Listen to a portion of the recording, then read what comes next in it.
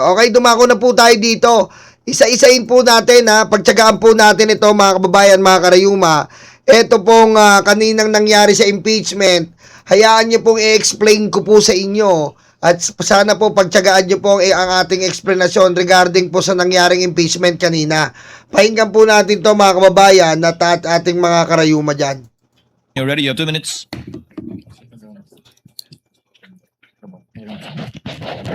Salamat po, Mr. Presiding Officer. Yeah. Mr. Witness, para klaro po sa mga nanonood, kapag pinag-uusapan po yung confidential and intelligence funds, chinecheck pa rin po ng COA kung paano ginastos yung pera. Tama po ba? Yes po, Your Honor. Okay, so ibig sabihin, kahit confidential ang tawag sa confidential funds, kailangan busisiin pa rin yung pinagkagastosan. Tama po? Yes po, Your Honor, kasi public funds po siya. Kasi public funds. Okay. Ngayon, yung mga resibo na hinihingi nyo sa COA, again, para sa mga nanonood, para saan ba talaga yung mga resibong iyan? Kailangan po kasi naming malaman kung talagang bumili po sila nung kanilang mga binili, Your Honor. Okay. Kailangan malaman nyo kung talagang binili Yes po. yung sinabing ibinili. Opo. At, At, doon lang po namin makikita yun sa official receipt or sales invoice po. okay, OR o kaya sales invoice. At hindi lamang sa mga AR. Yes po, Your Honor. Okay. Unless nga para dun sa pagbili o pagpabayad ng information. Yes po, Your Honor. So, importante talaga na makapagsumite ng mga dokumento at Confidential funds po ay purchase of information na hindi po purchase of tables and chairs. Malinaw po sana yan sa mga tatanga-tanga-tangang mga DDS. Ang confidential funds, purchase of information.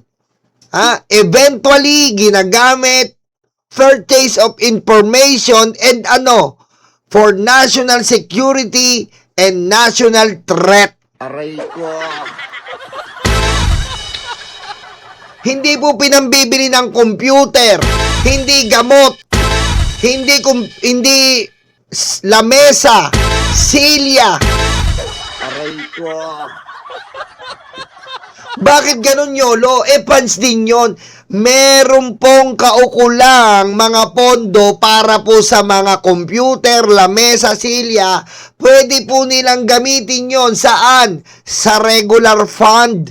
Sa mga budget hearing. Doon po nila nire-request yun na paggagamitan. For example, OBP, school supplies. Yun po ay pumapasok sa kanilang yearly budget. Ang confidential naman po, nakaiwalay ito, may yearly budget ka na at meron ka pang confidential funds. Kadalasan po, meron po yan ang Pangulo. Bakit Pangulo lang? Kasi nga po, Commander-in-Chief. Pangalawa, kailangan niyang protektahan ang buong Pilipinas para po sa national threat, sa national security. Pangalawa, kailangan din po ang presidente sapagkat pwede niya pong immediately ipa-deploy, ipasumon ang PNP, ang AFP para po madepensahan ang ating bayan, para po maprotektahan ang ating Pilipino. Yan po ay legal sa presidente. 4 billion sinuungkat nila. Kahit ungkatin nyo yan, mga talipandas, kahit ungkatin nyo ang 4 billion ng presidente, kung ang presidente po ay nalagay, lalo na ngayon mga kababayan, lalo na ngayon, ang dami pong threat ng Pangulo. Isipin nyo po. Isipin nyo, pwedeng magpakawala ang Pangulo nung mga nakaraang mga taon. Nung halimbawa, may yung sa Luneta, pwede siya magpakawala ng mga confidential agent doon. Pwede niyang gamitin ng confidential funds. Malamang ginamit ng Pangulo yun. Bakit? May threat diba? May threat. Pwede siyang mag-gather ng information doon. Kung sino ba ang pasimuno sa mga rally nung black rally, yung mga nakaitim na damit nun. Na sino ba doon ang balak sumugod sa Malacanang? Sino ba doon nais guluhin yung bansa? Ganun po ginagamit yan. Hindi eh. Si Sara po nag-confidential funds. Saan niya gagamitin? Saan niya po gagamitin? Spare lang siya ng Pangulo. Aray ko. Oy, shoutout po from Angola. Sino ba yun, ma'am? Rod Mar Samson from Angola. Shoutout sa Angola. Jason Fermin, Sweet Sen, shoutout. Sino pa dyan? M. Cervera Malupet. Shoutout. Ayan Ma'am Christina, Susan.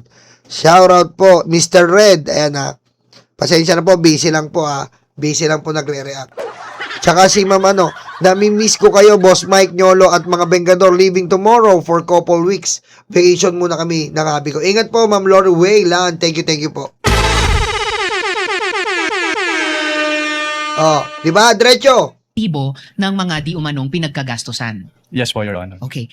Sa kaso po ba ng OVP at ng DepEd, nakapagbigay po ba sila ng mga kompletong dokumento at resibo na hinihingi ng COA? Ang tanging period lang po sa pagkakalam ko na mayroong documentary evidence of payments based on may stay sa ICFA o yung fourth quarter of 2022 at based po dun sa kanilang documentary evidence of payments for that period, wala po silang sinamit na official receipt or sales invoice, tanging mga acknowledgement receipts lang po. Okay. So yung mga supporting documents na required, hindi ko po pwedeng tanungin kung kaagad nilang naibigay dahil hindi po naibigay yung ibang supporting documents. Yes po, Your Honor. Ni isa po within any time period after na dapat nilang sumitihin yan. Yes po, Your Honor. Okay. So, hindi ko rin kailangan tanungin kung kumpleto ba ang ibinigay dahil hindi ba kumpleto ang binigay nilang mga dokumento at resibo? Pwedeng paulit po ng tanong. Kumpleto ba o hindi kumpleto yung ibinigay nilang mga dokumento at resibo? Hindi po kompleto, Your Honor. Tingnan mo? Hindi kumpleto. Ganyan po ba ang kailangan natin maging presidente? Kumbaga, vice president ka, parang training po yan for being a very, very good president. Aray ko. Kung dito pa nga lang po, mga kababayan, sumasablay na sa confidential funds.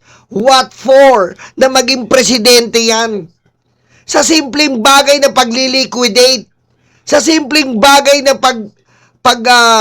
pagdi-disburse, pag-utilize ng confidential funds at iba't ibang pondo regarding OBP.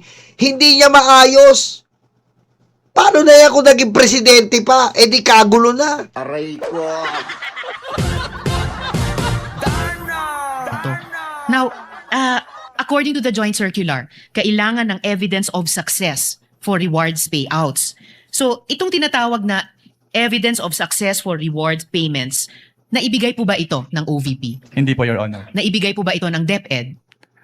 Katulad nga po ng sinabi ko, yung sa OBP lang po yung may DEPs na naabutan ko. Alright. Pero hindi po naibigay ng OVP yung evidence of success for reward Opo. payments. Pero i-clarify ko lang din po, since ako po yung nag-initially evaluate noong first and second quarter ng DepEd, based po dun sa aking mga na-evaluate na documents, wala din po silang sinubmit na documentary evidence of payment. Documentary evidence na of success of the surveillance activities or information gathering activities po. Okay. At sa simpleng salita, bakit importante itong evidence of success sa rewards payments? Diyan po kasi malalaman kung valid pa yung naging payment nila ng rewards po. So kasi dito sa acknowledgement receipt, makikita natin marami-rami po ito, no? Nakalagay na kapag claim sila ng reward. So huling tanong ko sa inyo, Mr. Witness, sa round na ito, ibig sabihin sa itong evidence of success for rewards payments, patunay na merong napala ang gobyerno sa mga operasyong iyan. Yes po, Your Honor. Kaya po namin nire-require na i-submit po yun. Yun po ang problema pa dyan, mga kababayan. Kapag gagamit po tayo ng confidential funds, meron pong after report. Ano po ba yung after report? Isi-simplify ko na lang. Hindi pagkakaintindi ko eh. Ibig sabihin, ano ang iyong nagawa? Ano ang iyong na-accomplish nang ginamit mo yung confidential funds? Ano po ba na-accomplish niya? Aray ko. Ha? Ano po ba na-accomplish? May sinabi ba siya? Wala siya sinasabi. Nakahuli ba siya ng NPA? Nakahuli ba siya ng mga NPA na nagkakating ng school? Aray ko. Wala po tayong nababalitaan. Ano po ba accomplishment ng ginamit niyang confidential fund ng DepEd? Nakahuli ba siya ng NPA na nagsasabing huwag kayong pumasok ng school, pumunta kayo sa bundok? Aray ko. Wala. Nakahuli ba siya ng teroristang pumasok sa eskwelahan? Nagbomba sa eskwelahan? Wala. Aray ko. Ah. Nakahuli ba siya ng mga nagrarally na balak sugudin ang mga eskwelahan, sunugin, balak gawa ng masamang eskwelahan sa DepEd? Wala. Aray ko. Kailangan po meron tayong accomplishment report. Hindi pwedeng gagamitin mo yung confidential funds, gagamitin mo yung pondo ng may AR kang imbento na parang yun na ang end. Hindi po yun ang end. Hindi po yun ang huling-huling stage. Kailangan kapag gumamit ka ng confidential funds, may resibo ka. At bukod sa may resibo ka, ano? May resulta ka. Aray ko. May resulta ka. Ano pong resulta sinasabi ko? Either failed, biguman, o success, tagumpay. Basta ipakita mo na may resulta. Hindi man nagtagumpay o nagtagumpay. May pinakita ba? May pinakita po ba? Wala. May nabalitaan ba sa news? Wala. May nakalagay ba sa report? Ha? Wala. Nilagay niya lang purchase of ganito, purchase of ganito. Hindi ko pa pwedeng ganun lang. Aray ko. Hindi pwede. Milyon-milyon yan. Kailangan elaborated, sabi nilang COA. Elaborated mo. Hindi, nakalagay lang ganon. Iilan, wawalo, purchase, ganito, purchase plaque, purchase, Aray ko. Di ba? Tama, Ma'am Lorway, napuno lang ang bulsa ang accomplishment, diretso.